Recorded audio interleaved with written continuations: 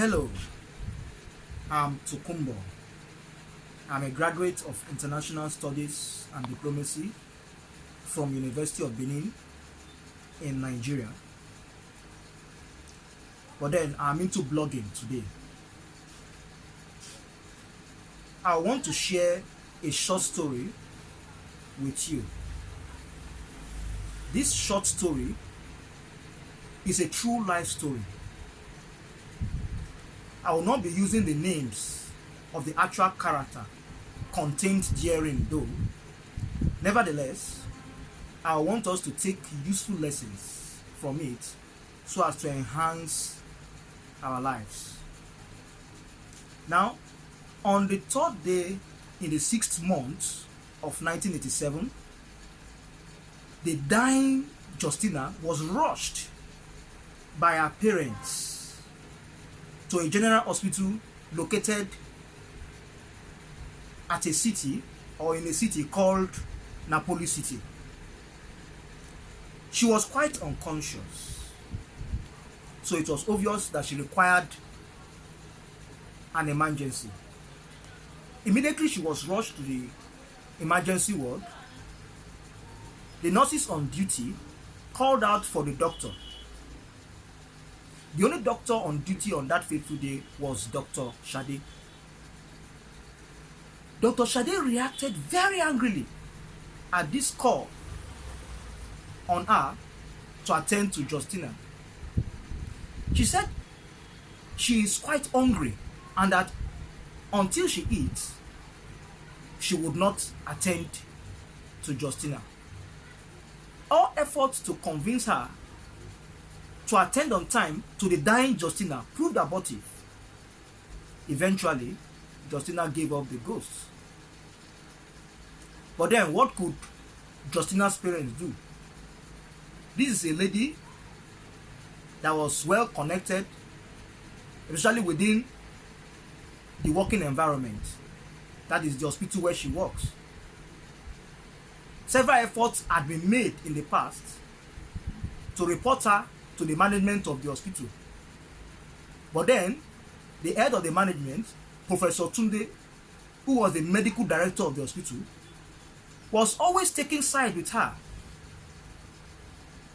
All of such reports went into the trash, owing to the fact that Professor Tunde was having an illicit affair with Dr. Shade.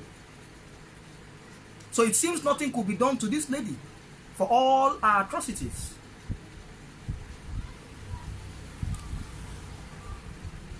At another time that same year, an old man who was attacked by armed robbers, who consequently had gunshot wounds, was taken to that same hospital. Immediately, he was taken to the emergency ward, where Dr. Shade quickly confronted the relatives or his relatives who brought him there, saying that the old man could only be treated or could only get medical attention in our own private hospital. It must be stated at this junction that although the law in Napoli City allowed medical doctors of our kind to have private practice alongside working with the government, certainly it wasn't in this manner. Dr. Shade obviously was attempting to exploit this law for her own personal benefit.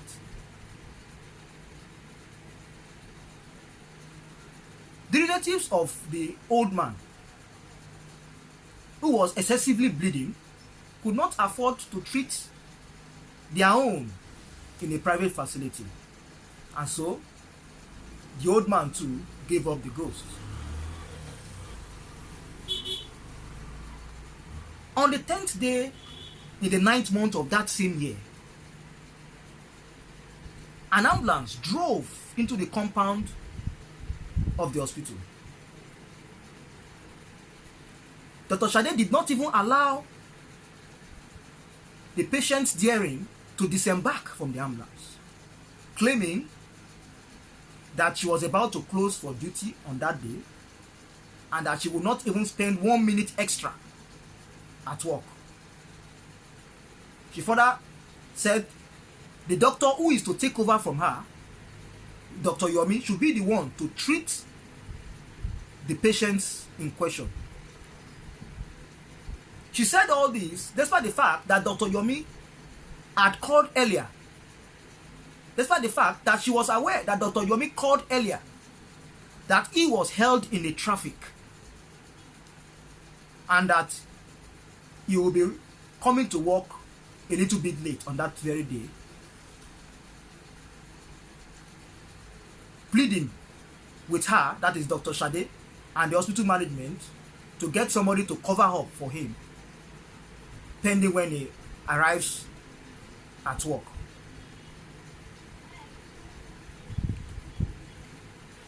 As stated earlier, Dr. Shade ignored all this and went home.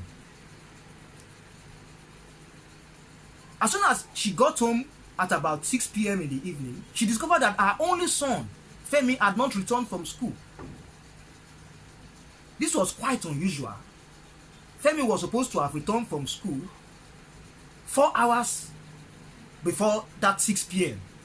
that she got home. So immediately, she called the proprietress of Femi's school.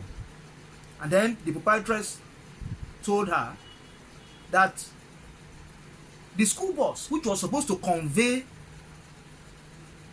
Femi and others from her school to their respective homes, was involved in a ghastly motor accident, and that some of the victims who sustained injuries have been taken to the general hospital where Dr. Shade works. She quickly added that she's not quite sure that Femi was among the victims, as in those who really sustained injuries. Immediately, Dr. Shade rushed back to her place of work, only to discover that her only son, Femi, had given up the ghost.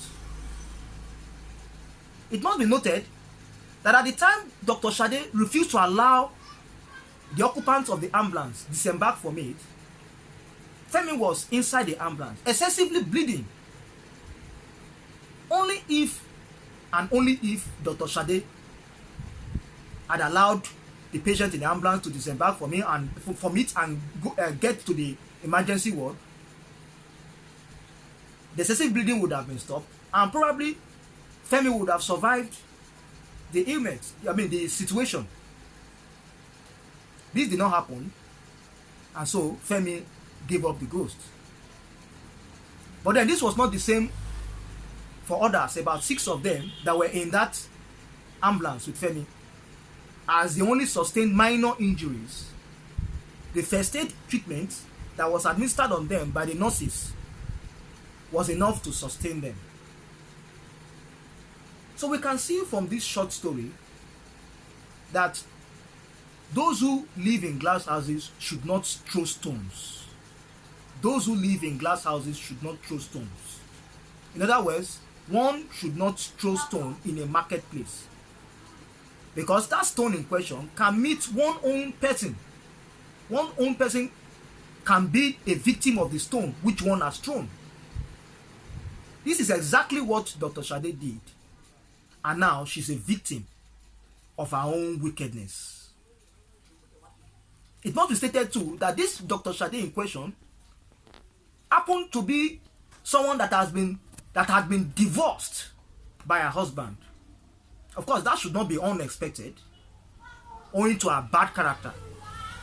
This is apart from the fact that she was already into menopause at that time in question, so she could not give birth to any child ever again in life. So I want us to take useful lessons from this to make our lives better. So if you have benefited from this short story, you can support me by subscribing to my channel on YouTube, hit the like button, and also hit the notification button. But then if you want to support me further, I have a PayPal account. It is toksfowowe at protonmail.com. You can also make your contribution there to support me so that I can continue with this good work. Thank you.